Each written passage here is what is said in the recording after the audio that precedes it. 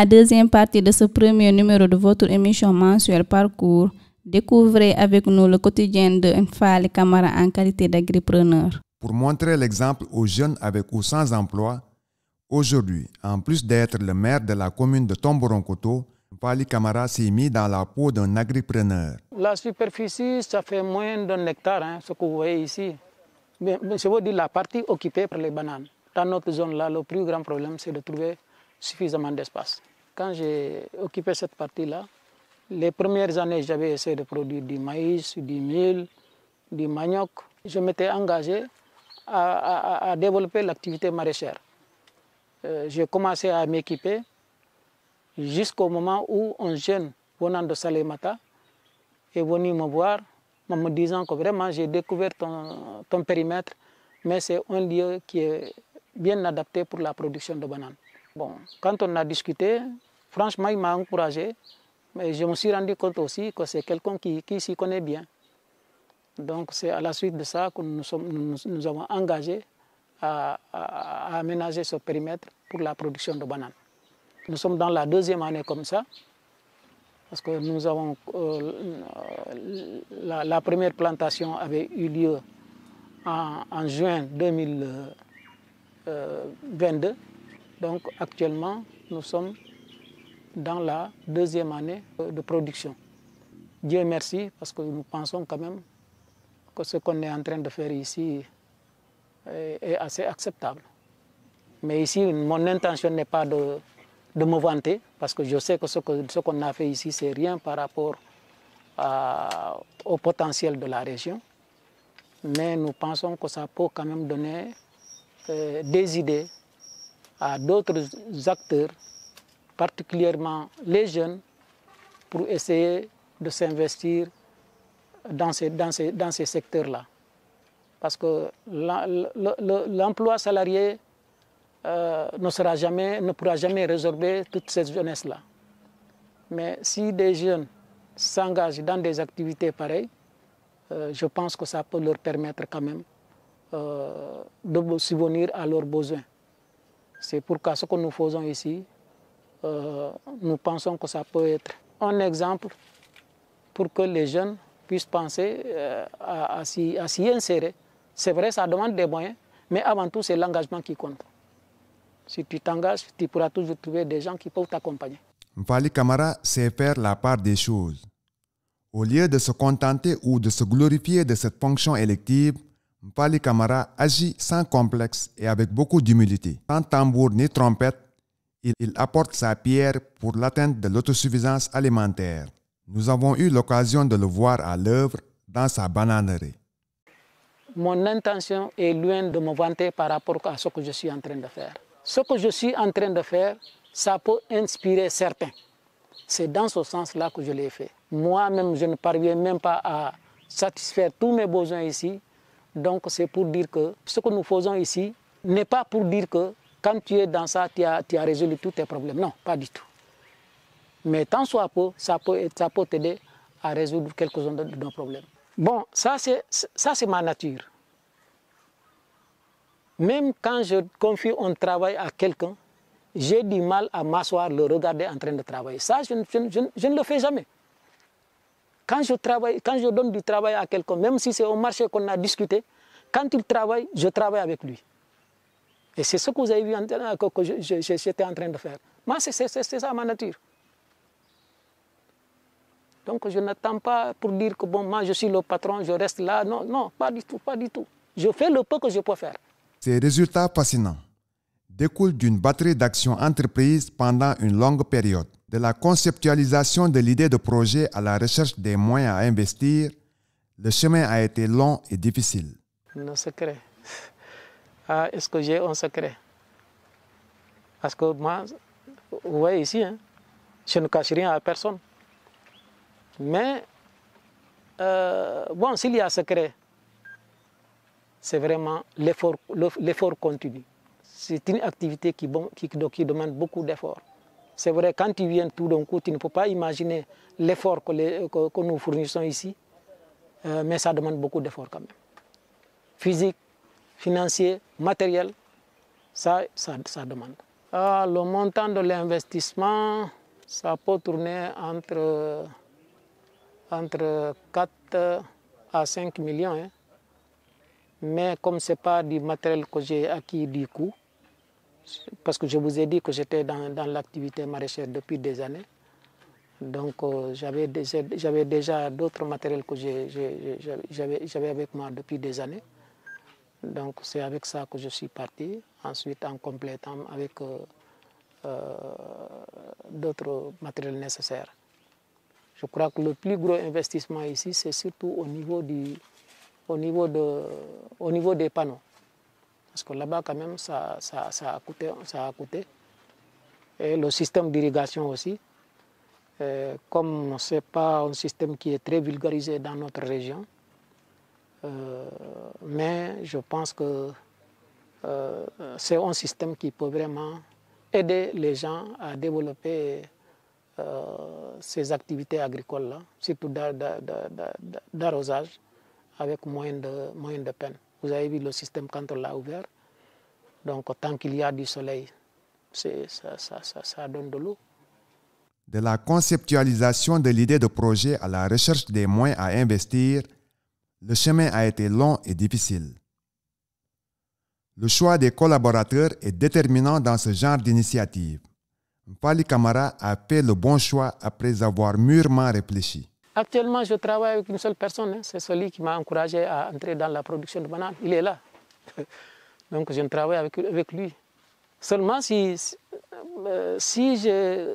apparemment, le travail qui est là est plus lourd qu'une seule personne. Mais je pense que le système qu'on a utilisé permet d'utiliser moins de main-d'œuvre pour certains travaux. Parce que l'arrosage, vous avez vu déjà. Il suffit d'ouvrir, il suffit de mettre le contact, ouvrir les vannes, on n'a pas besoin. Maintenant, vous avez vu aussi, il n'y a pas d'herbe.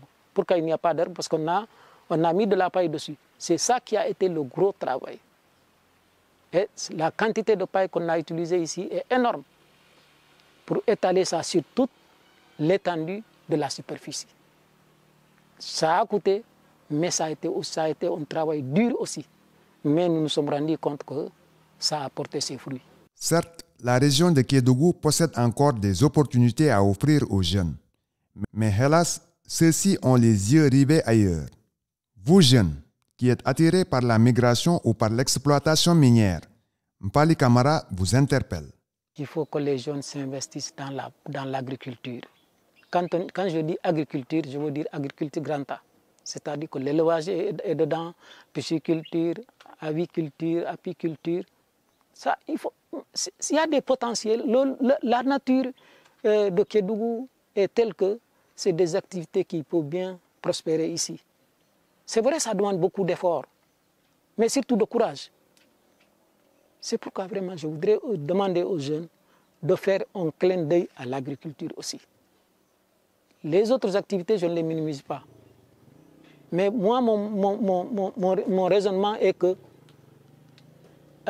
nous devons dépasser le stade de la pénurie de certains condiments au niveau de Kédougou, de certaines productions au niveau de Kédougou.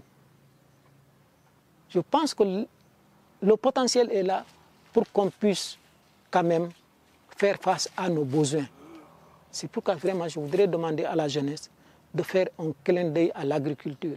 Je ne peux pas dire aux gens d'être dans telle ou telle activité, mais quand on dit agriculture, comme c'est un ensemble d'activités, les gens n'ont qu'à penser à ça. C'est l'agriculture qui est en train de développer les autres continents. C'est l'agriculture qui est en train de les développer. Pourquoi pas nous? Peut-être c'est les connaissances, l'engagement, le matériel qui nous manque. Mais avec le temps, avec les expériences vécues ailleurs, je crois qu'on doit pouvoir quand même occuper cette jeunesse-là. Une fois de plus, je le répète, je demande à la jeunesse, à ceux qui n'ont pas autre chose à faire, de voir dans quelle mesure ils peuvent s'orienter vers l'agriculture. Quand je répète agriculture, je parle d'agriculture avec grand A. Maraîchage, production agricole, aviculture, élevage, apiculture, tout. C'est un ensemble. Donc je voudrais vraiment que les jeunes pensent à ça. Les jeunes pensent à ça. Ceux qui n'ont pas autre chose à faire. C'est vrai, chaque personne est apte pour une activité bien déterminée. Mais je crois aussi qu'avec le monde d'aujourd'hui, on ne peut pas croiser les bras en disant c'est ça que je veux faire, si je ne l'ai pas, je ne fais rien. Ça, si on le fait, c'est se créer des problèmes. Tu peux faire ça en attendant que tu trouves autre chose. C'est ça la logique. Et aussi, même quand tu fais autre chose, tout ce que tu peux faire en appoint, il faut le faire. Moi, aujourd'hui, je suis maire de la commune. Je fais en même temps cette activité-là. Ce n'est pas parce que si je ne fais pas ça, je ne peux pas vivre. Mais je sais que quand je fais ça aussi, ça peut m'aider à résoudre beaucoup d'autres problèmes. Grâce à son engagement farouche, Mpali Camara récolte à chaque opération une importante quantité de bananes.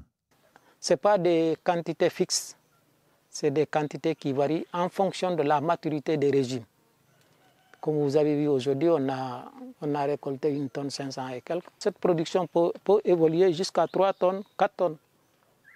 Parce que, comme vous avez entendu, celui qui connaît bien la banane, il dit que prochainement, on peut avoir plus que ça, peut-être 2 fois même plus que ça.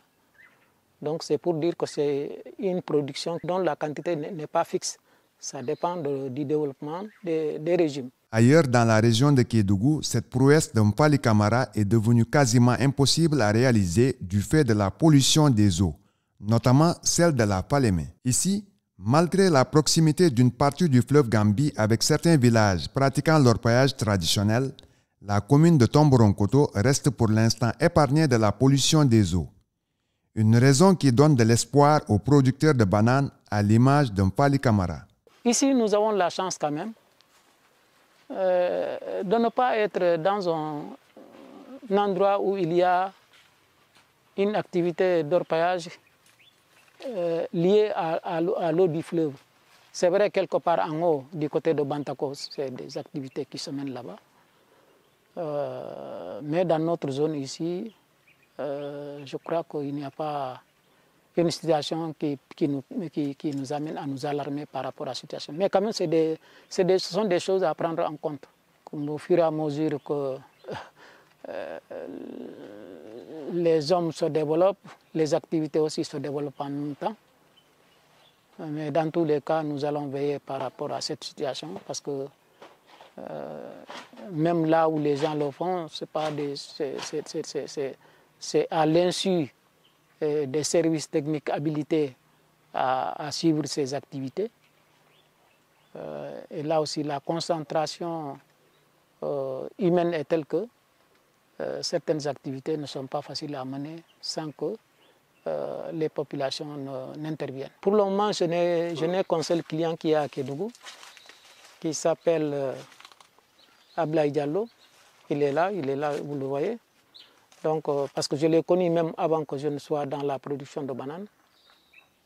Très souvent, j'allais chez lui payer de la banane pour amener à vendre pour ma femme. Donc, quand j'ai commencé à produire, la première personne avec qui j'ai pris contact, c'était lui. Et il s'est montré disposé vraiment à coopérer avec moi. Les rêves ne manquent point pour Mpali Camara qui place l'agriculture au centre de ses actions. Lentement mais sûrement, les nombreuses expériences tirées de son enfance et de sa jeunesse bercées dans les métiers de l'agriculture, dans le sens large, l'accompagneront toujours. Les perspectives. Je crois que les perspectives, actuellement, c'est de trouver un espace plus grand. C'est de trouver un espace plus grand. Parce que mon ambition, ce n'est pas de me limiter au marché local. C'est de conquérir le marché national. En tout cas, une bonne partie du marché national. Et cela ne peut se faire qu'en développant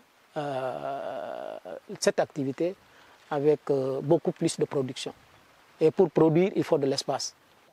Mais aussi, je sais que dans le village, les besoins sont là. Parce qu'à chaque fois, les femmes viennent me demander s'il y a de la banane.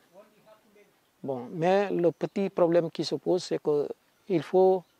Je ne peux pas venir dans un champ de bananes, couper 10 kilos, 5 kilos. Bon, ça, c'est pas facile. il me faut un lieu de conditionnement, je veux dire une caisse frigo dans laquelle nous aurons la possibilité de couper des régimes matures et de les conditionner là-bas. Bon, j'ai déjà la caisse, ce qui me reste, c'est le raccordement au réseau électrique.